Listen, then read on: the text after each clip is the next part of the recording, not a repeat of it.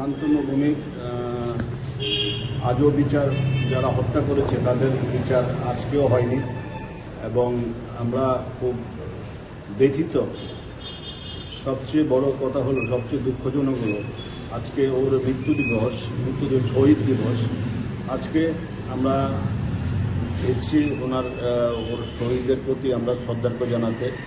আমরা দেখছি যারা মাঠে ঘাটে ঝড় তোলে, অনেক কথা বলে, ভোটের সময় ভোটের কথা বলে, কিন্তু শান্তনুকে মনে রাখে না ওরা, সুদীপ দত্ত মিককে মনে রাখে না ওরা, সাংবাদিকদের বিভিন্ন সমস্যার সময় ওদের পাওয়া যায় না।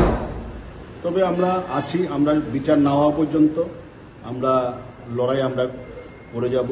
সেখানে কতজন আসলো কতজন গেল সেটা মনে রাখে না, কিন্তু আমরা আমাদের লড়াইয়ের প্রতি আমরা অবিচল থাকব। পাশাপাশি আমরা সিবিআইয়ের দৃষ্টি আকর্ষণ করছি যে আপনারা দয়া করে আপনারা আর দেরি করবেন না, বিচার যাতে সঠিকভাবে হয় সেই চেষ্টা আপনারা যত দ্রুত সম্ভব করুন।